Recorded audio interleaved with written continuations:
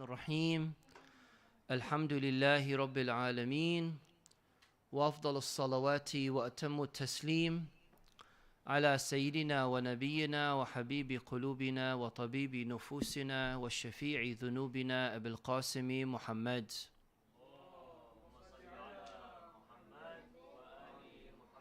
وعلى آل بيته الطيبين الطاهرين المعصومين الذين أذهب الله عنهم الرجس وطهرهم تطهيرا. In preparation for the holy month of Ramadan, we know that one of the things that we usually observe during the holy month of Ramadan is our behavior, what we say, what we do. In many cases, we know that during the month of Ramadan, there are certain things that we naturally avoid because we want to show the highest level of respect for that holy month. For example, when we're fasting, we don't use bad language, we don't say certain things, we don't do certain things because we want to make sure that we benefit as much as possible from the holy month. And of course, that doesn't come out of nowhere. We have hadiths that say that your fasting day should not be similar to your non-fasting day.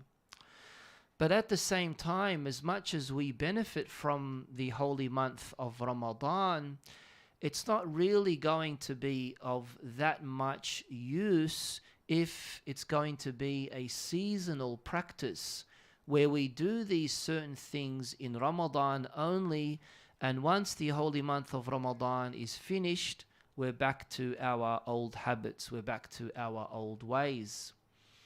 And that's why in Islam there's a very strong emphasis on self-discipline, on one disciplining himself, herself, not being disciplined by others. That's also going to be good and important, but for you to have a high level of self-restraint, for you to be able to discipline yourself, for you to prepare yourself for difficult scenarios in order for you to be ready and prepared should for example, bad event happen to you, you are prepared, you are ready, mentally prepared for that coming.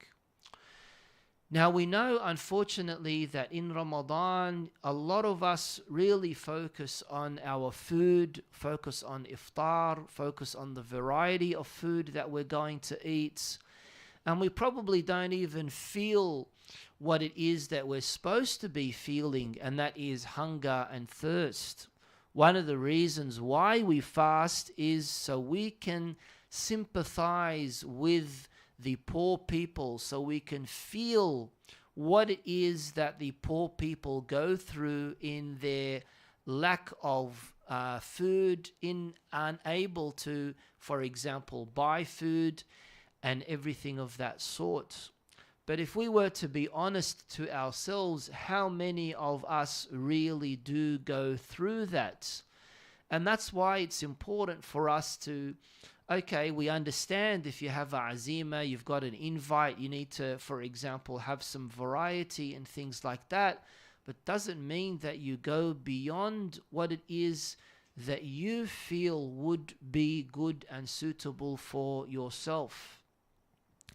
How many times have I spoken about this concept of gluttony, someone thinking about food all day, every day, and a gluttonous person, someone who's obsessed with food, will never ever be satisfied with what it is that they eat, because they're always going to want more. They're always going to seek more. You know that in Western society, especially in the United States, it has the highest level of obesity. Even here in Australia, there are many obese people. And it comes down mainly to that continuous urge to want to eat. Where is your discipline? When are you going to say no? Where do you draw the line? That's what we're talking about. In Ramadan, in this holy month, it gives you that lesson that you need to learn, where you, of course, you start that journey towards self-realization, towards self-esteem, towards self-value, by creating boundaries and limits for yourself. You know, for example, that your obsession with this behavior or that act or this thing or that is not going to bring about any good for you. Now, of course, Ramadan isn't just only about food. Ramadan is about you breaking habits. Ramadan is about you breaking habits. It's about you having discipline. As-sawm means to stop, to stay away from, to avoid. And you're not just stopping or staying away or avoiding drinking and eating, but all these other different things that you're not supposed to be doing while you're fasting. And all of the other makruh and bad things that you're supposed to be staying away from while fasting. Of course, these are all very important for us, aren't they? So that gives you a level of self-discipline, that you want to make sure that you are in control of your surroundings, not that others control you. There will come a time where someone's going to be offering you something that could be illegal, something that could be haram, drugs, alcohol, etc., etc. Would you have that strong willpower to stay away from being negatively influenced? Or are you going to fall into the peer pressure of those who are around you? That's really, really important. And becoming an addict of any sort doesn't just happen overnight. It creeps up on to people, unfortunately. And that's really bad. Probably one day you're just having a puff, you're just having a little vape, and then that turns into a whole cigarette, and that turns into having 4 or 5, and that turns into buying a packet of cigarettes or a few of these vaporizations, whatever they call them, and that goes into something more and something more. Recipe for disaster. And we all know people who break their fast on ciggies, on cigarettes. Oh, excuse me, where's your self-discipline? What about you wanting to stop it? What about you saying, yeah, I know it's bad for me. Inshallah, I'll stop it one day. I'm gonna stop it one day. No, it doesn't work that way. You need to have the strong willpower in order for you to be able to positively feel that sense of responsibility and accountability and make that change that is needed. If you have the correct mindset, that's going to happen. If you know that not only is this particular thing bad for my health, it's also bad for my pocket. We're not just talking about, addictions like what we mentioned. We're talking about many other things, like you having a level of self-discipline and not having that urge, that pulse in having to buy anything that you see that you like. There are some people that are like that. Samsung 21 came out, they had to have it. Samsung 22 came out, they had to have it. Samsung Ma'adri Esh came out, they had to have it. Well, why? Why do you have to have the latest phone in the market? What kind of gratification do you have? What kind of gratification do you get out of it? Nothing other than you feeling a little bit of, sense of pride. It's hollow, shallow, empty pride, of course. And other than that, wanting to brag off and show off about it, that, oh, wow, he's got the newest phone, she's got the latest phone and whatnot.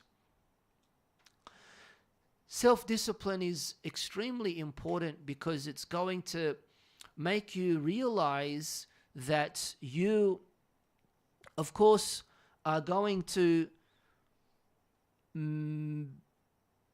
reach somewhere. You're going to get somewhere in life. I don't know if you remember when we spoke about Maslow's law, and we said that there are different levels of what it is that we need, our needs in life, right?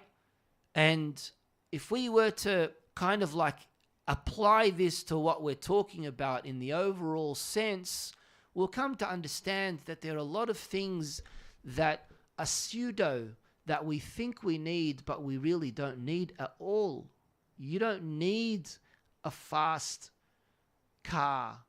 You need a means of transport. You don't need leather seats. You need something that you can sit on. And people fall into this consumerism, that they sell you this fake image of something that you come to believe that you need, but you really don't. So they will portray it in such a way in the di'ayah, in the commercial, in the way that they're throwing this at you, that you are naqas unless you have it.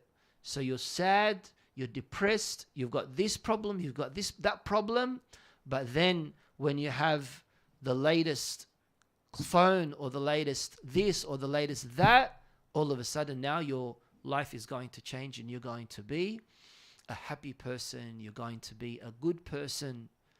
And that's what social media is all about, and all of these influencers selling things, being paid by big corporate companies to wear their clothes or to indirectly promote certain merchandise for me and you to buy. And who's getting all the benefit? You know, they said that, I think it was 3 billion or something like that, Starbucks in 2021 profited over $3 billion. Billion. Now, me and you, we know that coffee is coffee, right? But when you drink it from a Starbucks cup, you somehow feel something different.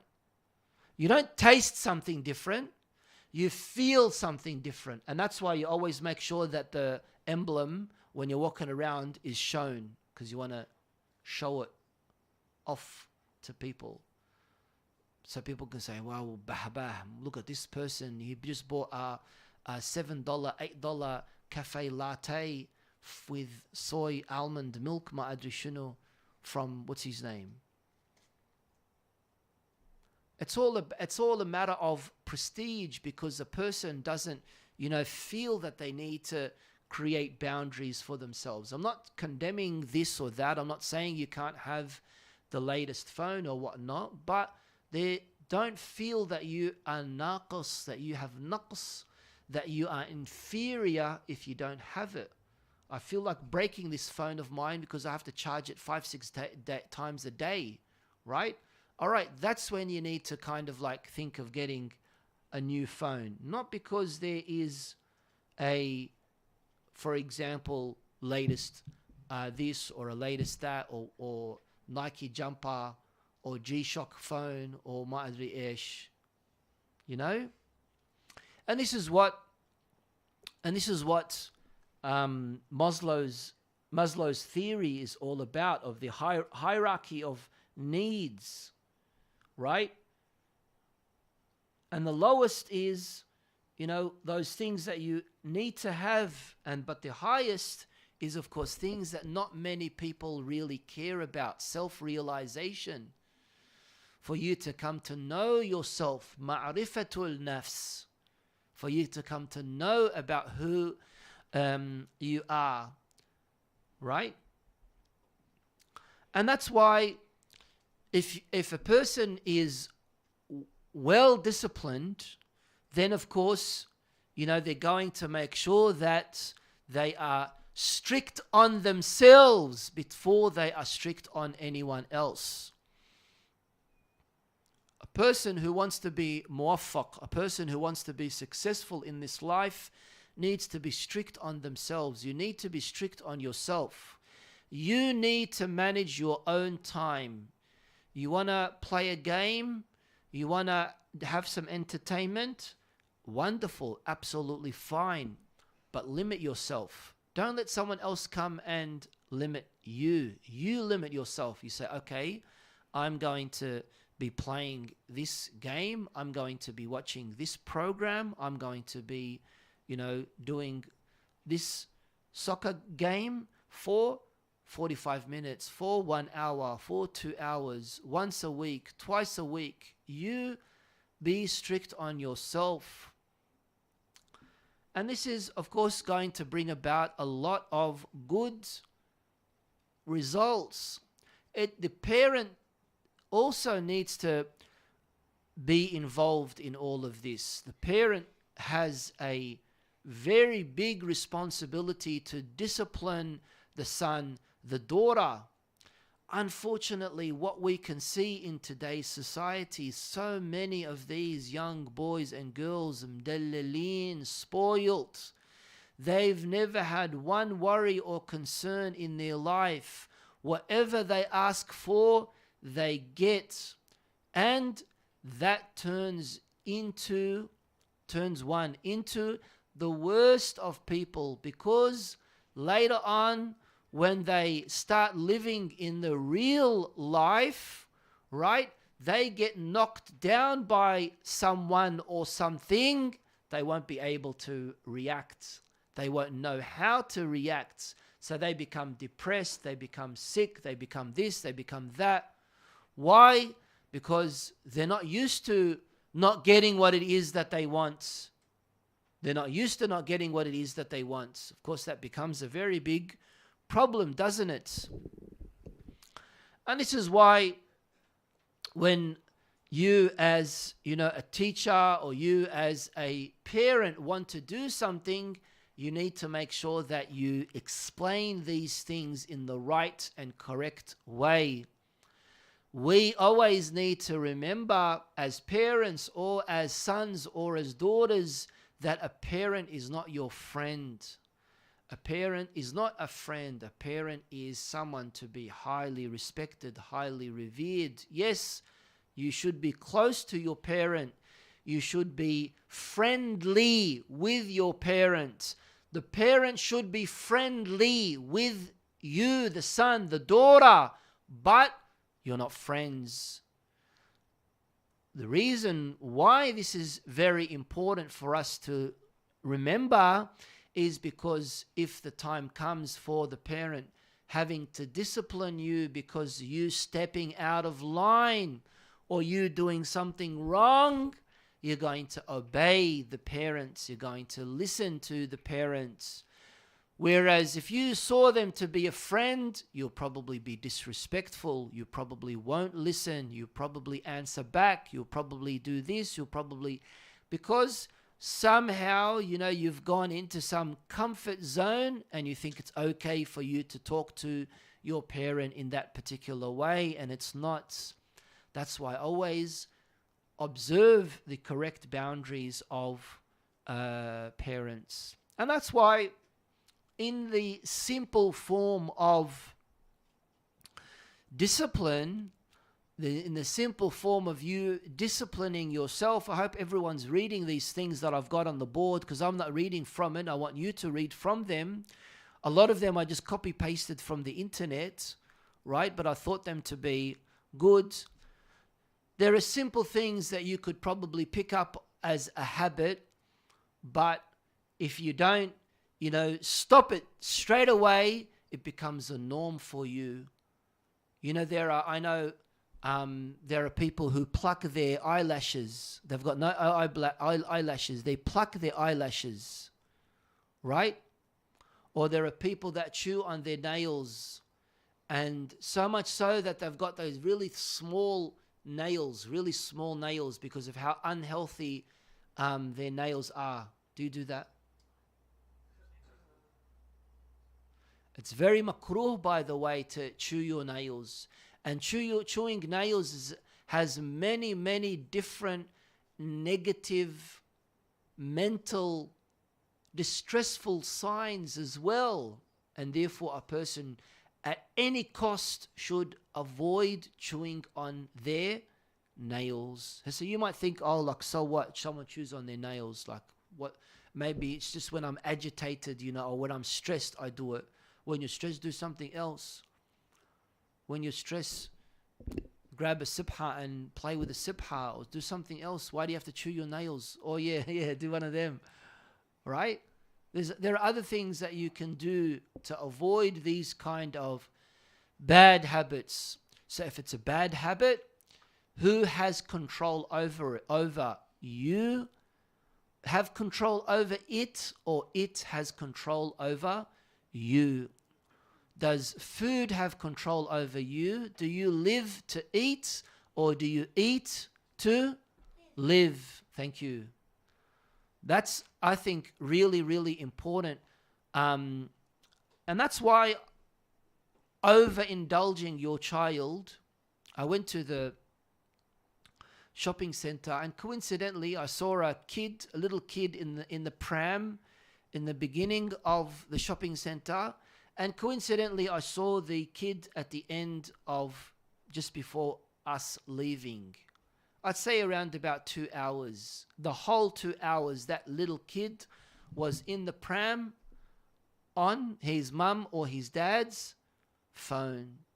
That's destructive. That's destructive. Once upon a time, we used to run in the shopping centers and get lost, and the security would need to catch you, and then your mum would be crying in the corner. They think someone kidnapped you.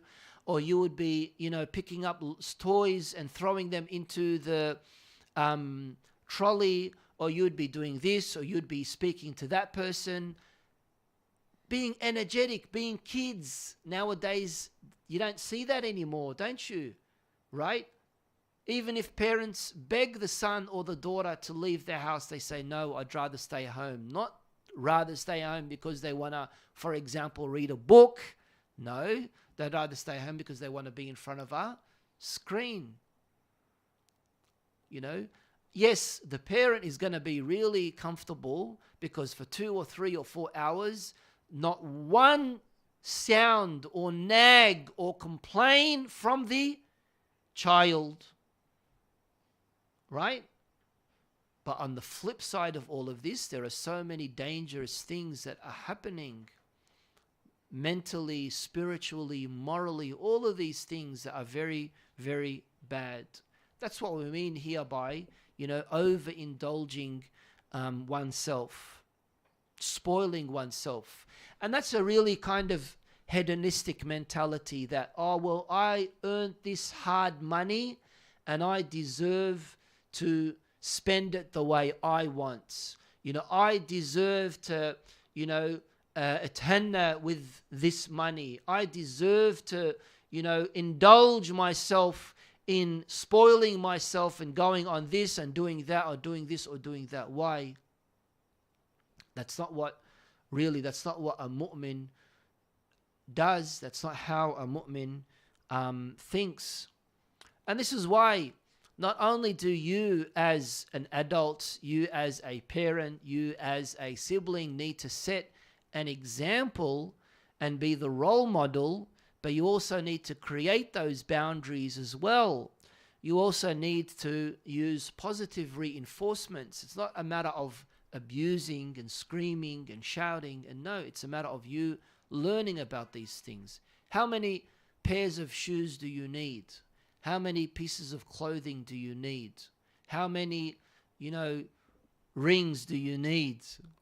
How many times do you need to eat? All of these things come down to, living this life in a good, modest, balanced way. I think that is really, really important. And it doesn't matter if there are everyone around you are going different and they're doing this and they're doing that. It doesn't matter. As this beautiful saying in Arabic says, kun wahidan fi at-tariq as-sahih. If you know that it's the right path and you're all alone, that's absolutely fine.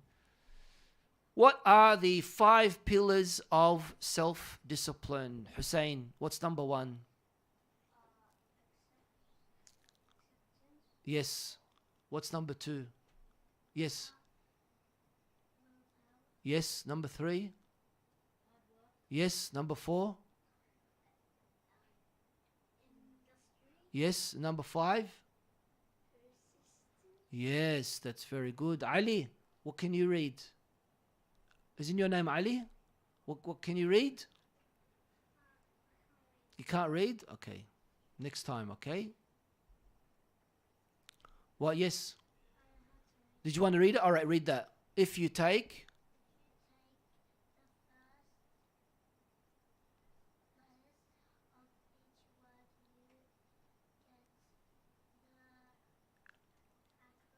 acronym, yeah, a whip.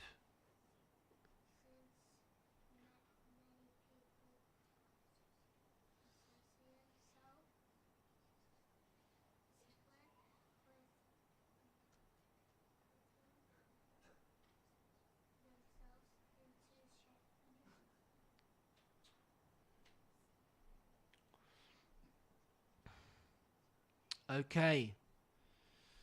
Thank you. So, this is what it's all about. It's about you somehow wanting to rectify and correct yourself. No one's perfect. Al-kamalu lillah. No one's perfect. But if you don't have some kind of laid out plan about you wanting to improve your behavior and getting better and better and better, then what's the point? What is the point? Right? And therefore, you need to remember that identifying these things are really, really important. Let's have a look at 2 clips that I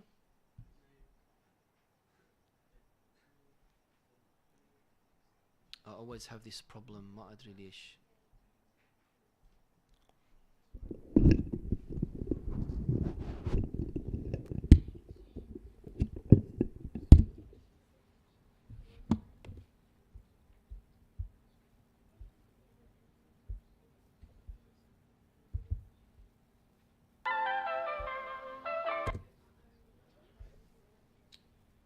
مصيبة هاي مصيبة المصايب.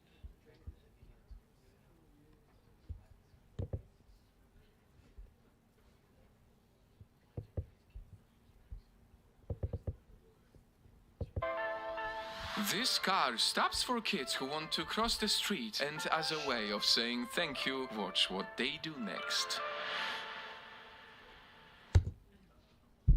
Now compare this to what we see. We want 1 line for Salatul Jama'ah. Ali standing here, Muhammad standing there, Ja'far standing there, Abdullah standing there.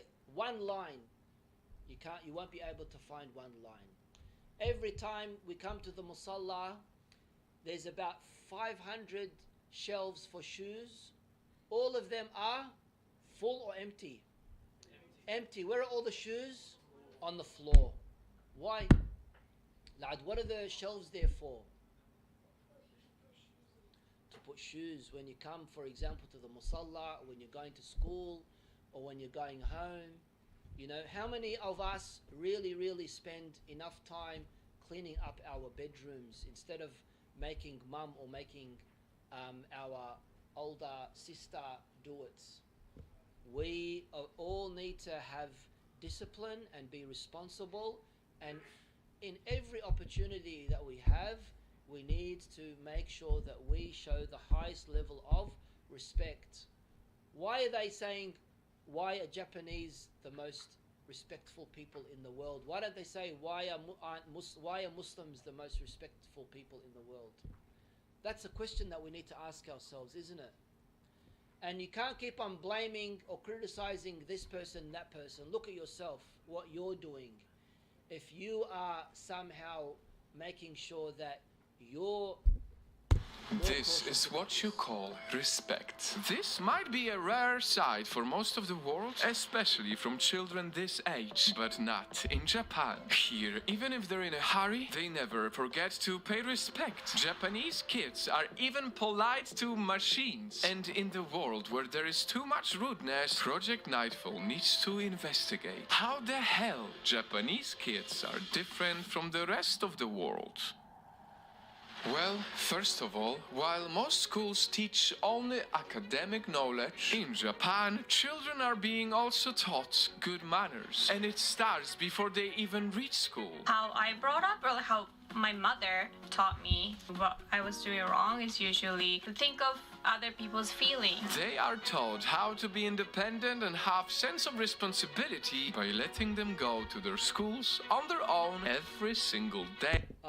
Going to school on their own. How many people go to school on their own here?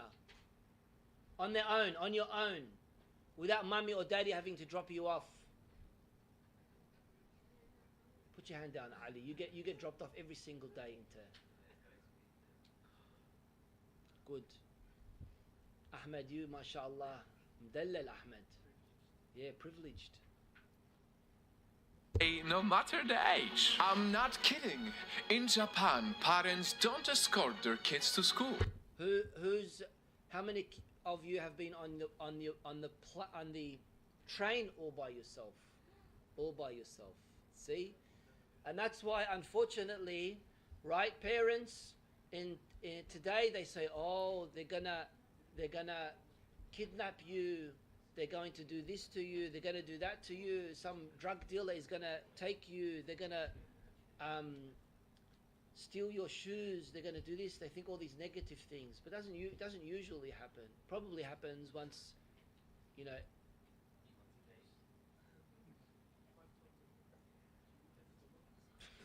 And once People getting kidnapped?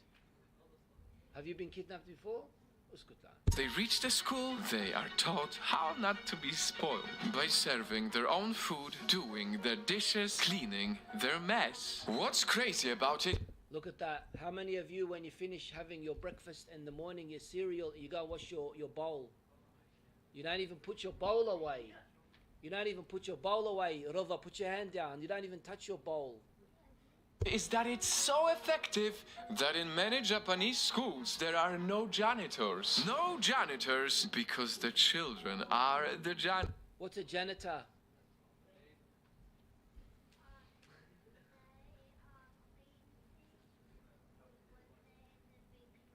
That's right, thank you. And once that young kid is back home, politeness doesn't stop. Just look at this adorable little girl who offers her mother help by buying stuff from the store alone. And on the way to the store, she even knows exactly how to recycle trash. What a beautiful side of good manners. A result of a system and tradition that in Japan people practice for more than 60 years now. It's a culturally indoctrinated understanding that children are supposed to be independent by the time they start grade school, really. So that's age 6. It is no secret that our childhood has an impact on our adulthood. And that is exactly why adults in Japan are also ultra polite. Just look at these people patiently waiting for passengers to get off the train before they can enter. No cutting in line, even on escalators. As someone who used to live in London, I really see this as an impressive thing. And remember how I showed you kids being janitors? Well, in one World Cup, the Japanese audience literally cleaned after the game. What you're looking at now is an amazing example of good manners taught from young age. Impressive good manners in a huge country. After all, Japan's population is 126 million people, and yet it's considered one of the most disciplined, organized, and cleanest countries. They also have one of the lowest crime rates in the world. And all of this is a proof that no one is born rude or aggressive. Most often, bad behavior is being taught at the level of home, at the level of school, and even one is born rude. Did you hear that? In the world. And all of this is a proof that no one is born rude or aggressive. Most often, bad behavior is being taught at the level of home, at the level of school, and even at the level of the whole country. And so, as we look at these children being so nice, as we look at these adults living in unity, acting so politely, I hope you can help me share this video to send an important message that if we want our children to grow into selfless, loving, kind, and responsible people that we can be proud of, it all starts with us.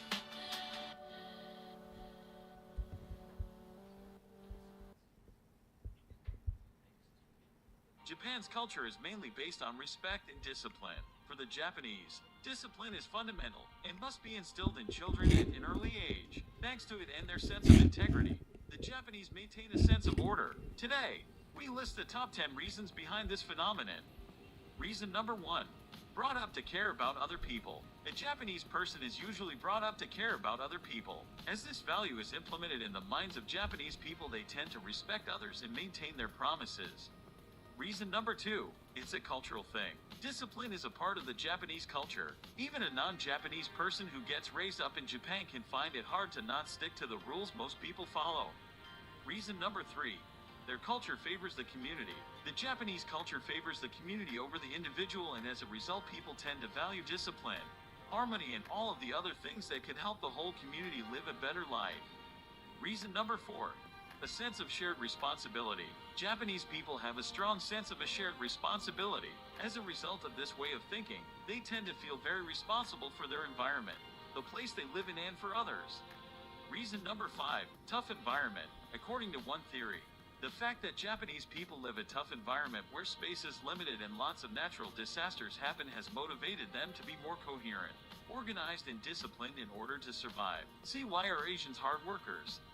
Reason number 6. The Shinto principles. One of the concepts of Shinto is to do one's best in regards to the task at hand. This could have helped shape the discipline of Japanese people. Reason number 7. They survived many natural disasters. The fact that Japanese people survived many natural disasters, including the Hiroshima and Nagasaki bombs, could have helped them learn how to become more organized and disciplined. Reason number 8. They respect authority. An important part of the Japanese culture is the deep faith and respect for authority. Those kinds of beliefs make Japanese people orderly and organized, as they trust the rules set to them by others, including the government and rulers. Reason number 9. The crowded Japan theory. According to one theory, the fact that some places in Japan are very crowded have taught people to become more orderly and organized in order to be able to finish things on time. Reason number 10. Their feelings towards laws. Japanese people think of laws as things that are guided and enforced by the people. As a result, people watch for law violations as they feel responsible towards making sure laws are not broken. Do you know any other country that would compare to Japan in terms of discipline? Let us know in the comments section below. And as always, do not forget to subscribe and like this video to support us in making more awesome content. See you in the next video.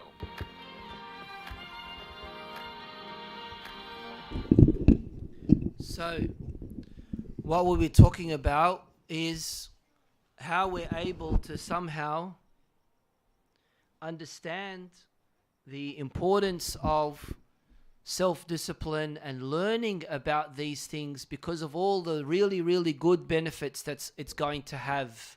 You're going to be positive, you're going to have good confidence, you're going to be able to share all of that with other people as well. You know, you're going to be a strong person with good willpower, with good self-esteem, all of these really, really good characteristics you're going to have. And all of that is really, really important for a person to have. What does this say, Sadiq? Can you read it? Yeah, you want? No, be the change you want in the Yep. Next one. Yes, your other. Yeah. Yeah. Yeah. Yes. And who said that? Who said that? What does it say down the bottom? Yeah. Who's Martin Luther King Jr.?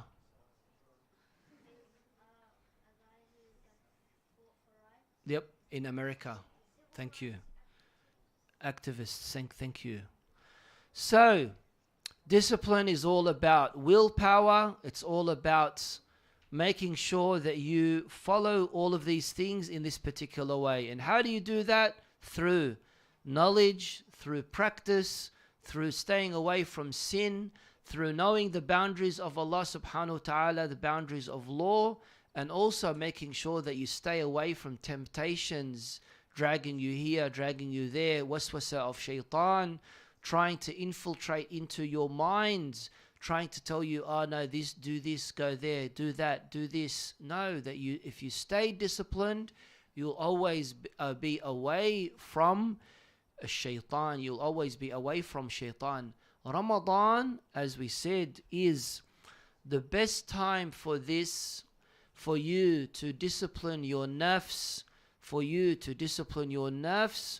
during the holy month of Ramadan, and from Ramadan onwards, hopefully it will become a habit for you to stay away from sin. And this is why Imam Ali alayhi salam in this hadith, it says, تَوَلَّوْا مِنْ أَنفُسِكُمْ تَأْدِيبَهَا. Make sure that you take the responsibility of disciplining your nafs, تأديب النفس. وَعْدِلُوا بِهَا عَنْ ضَرَاوَةِ عَادَاتِهَا. And make sure that you are monitoring its habits and what it is that you do. Right? Imam Ali alayhi salam also said, نِعْمَ الْعَوْنَ عَلَى أُسَرِ النَّفْسِ. What a beautiful assistance towards the difficulties of the nafs. وَكَسْرُ عَادَتِهَا. And to break the bad habits. Breaking the bad habits. Why? What? How do you do that? Through al-ju', through hunger. Walhamdulillahi Rabbil Alameen. Wassalatu wassalamu ala Sayyidina Muhammad wa alihi at-tahirin.